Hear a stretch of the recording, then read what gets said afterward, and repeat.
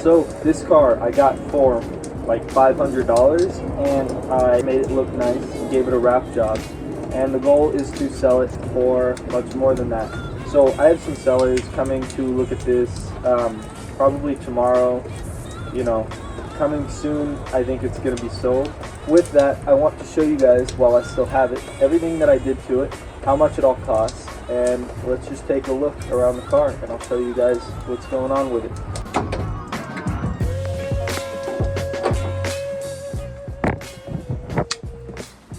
Here, we'll get you guys a closer look at the engine bay. But this new battery, this looks great with the paint and the spark plug wires.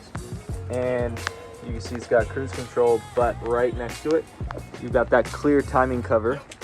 And that is due to the fact that I replaced the head gasket on this thing, not because it needed it, but just because it was overheating when I got it. Most likely cause of that was the lady did not have there's literally no cap on this, and there was explosion marks all around here from this like overflowing coolant. So I think that was the only reason. It was, you know, whatever. But I'd never done a head gasket before. I wanted to give this car some kind of maintenance to make the mileage more appealing. So I just took the head off, put a new head gasket, got the thing machined by me. I just took the head gasket off, or I took the whole head off of the car, and I just tore it up, and I decided that I was going to machine it myself, basically, which is not normally what you do. But if you get I forget what kind of wood it's called, but I've got it back here. I'll show you guys. Found it. So this thing in my toolbox, it is a piece of whatever kind of wood this is that is completely flat, like machined. And I just took some 3M spray adhesive and I sprayed this, I think it's like 110 grit, something like that, on there, just a flat sheet of it. You take this, put some handles on there, and you just machine the head back and forth.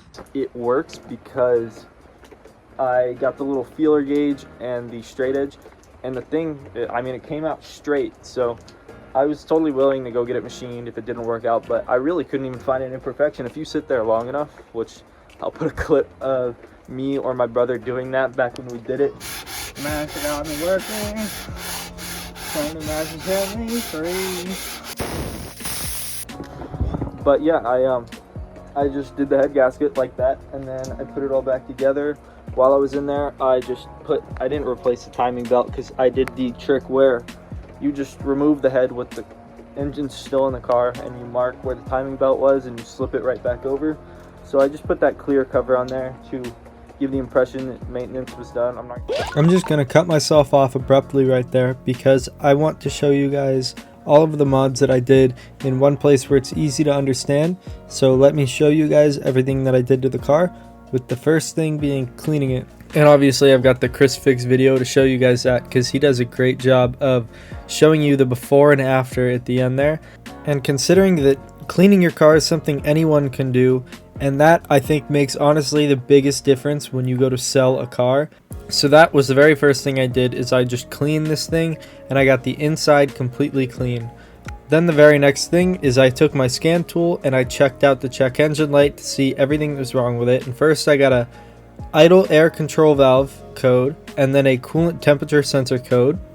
Third was a cylinder 1 misfire. I had a knock sensor bank 1, I think, and a bad catalytic converter, basically is what that last code boiled down to as far as I knew. But with all of these codes, they seemed like a lot, especially for the seller at the time, but really most of them kind of caused each other or had something to do with each other. So really it was easy to just replace a couple of things and then knock out all those problems. So looking into exactly what I did to fix them, first thing I did is I threw a new idle air control valve in there because I didn't want to mess around with cleaning it, anything. It was 30 bucks. And next thing I did is I replaced that whole coolant sensor too. That was only $9. Then to fix that misfire code, I replaced all the spark plugs, and I also just happened to have some NGK spark plug wires that I bought, so I threw those on there as well because they change the look of it, make it look nice.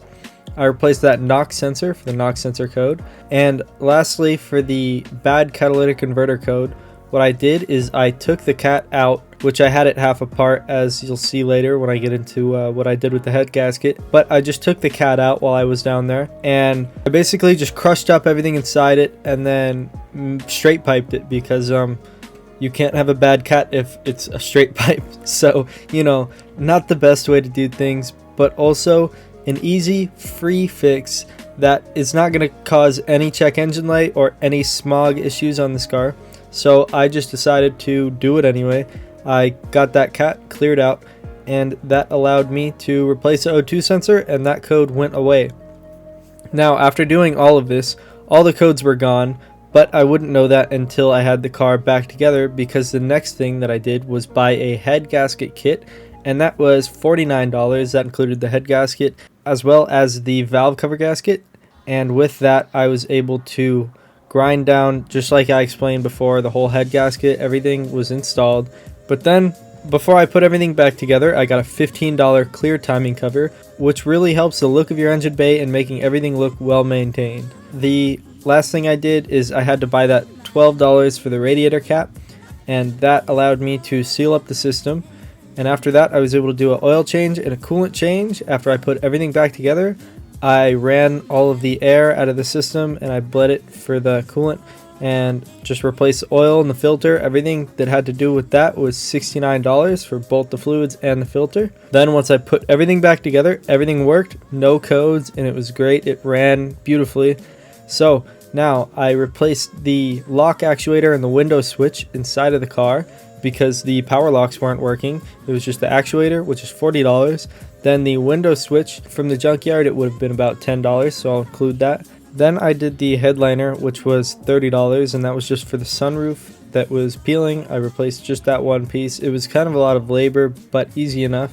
Calipers I painted, which was $25 for the caliper paint and the clear coat. And the wheels also got painted, and you can see my video right here on that. All I did was put adhesion promoter, primer, and base coat, which was satin Rust-Oleum black. But at the end, it came out really good and made maybe the biggest difference on the car next to the wrap.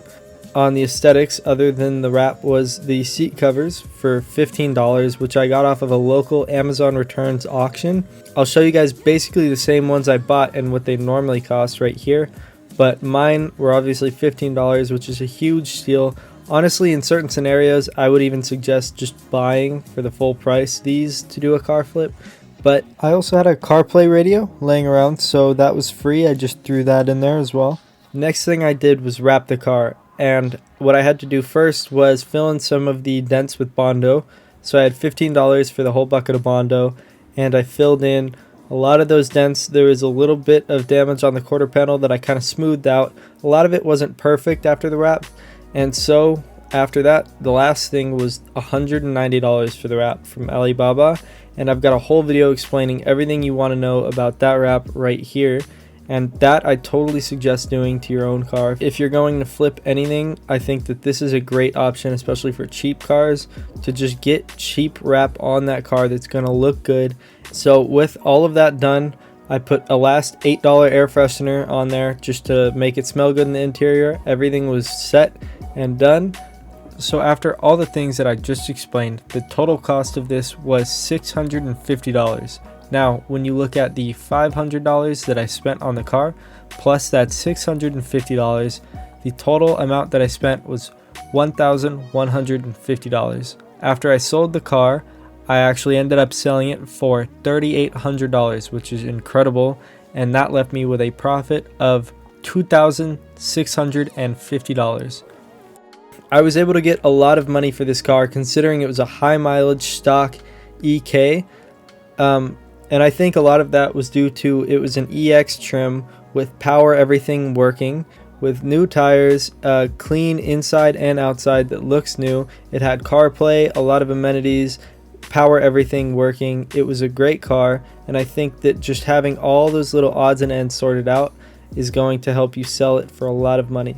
I would totally suggest going and checking out some of those videos that I talked about, as well as keeping an eye out for videos that I'm going to be posting on 2 more cars I have coming up, as well as plenty more in the future, where I'm going to show you different things you can do, different mods, and different ways to make money on different cars that you're going to be flipping, or just how to mod your own car for really cheap on a budget. But that's everything for the mods, so I'm gonna roll the outro now. Back to myself outside in the rain. You guys can make crazy money just making a car. Basically wrapping it, painting the wheels is half of it, and seat covers did a lot for the inside. So yeah, now it's raining. I'm gonna lock up the car and my hands are like frozen, so I'm gonna go inside. But I hope that I was able to show you guys how you can get a car like this, what you can do to it, some ideas maybe. This car right here, I'm gonna do the same exact thing, but way cooler. It's gonna have like just more mods for fun, stuff that you would do to your own car on a budget. But I'm also gonna try to keep it within a profit range. That way you are still making money on a car and making it look cool, having fun with it. But yeah, so this will be a hybrid budget build flip car. If you guys enjoyed, please like and subscribe. Check out some of those other videos I talked about, as well as keeping an eye out for videos on this car, which will be coming soon. I've got some parts. I'll give you guys a sneak peek on some of my Chinese parts. This is a bridge shift boot and like a carbon fiber shift nut. This is actually an awful sneak peek, so I'm gonna stop. I didn't realize how trashy those parts are, and they're all packaged still. So yeah, basically keep an eye out for that.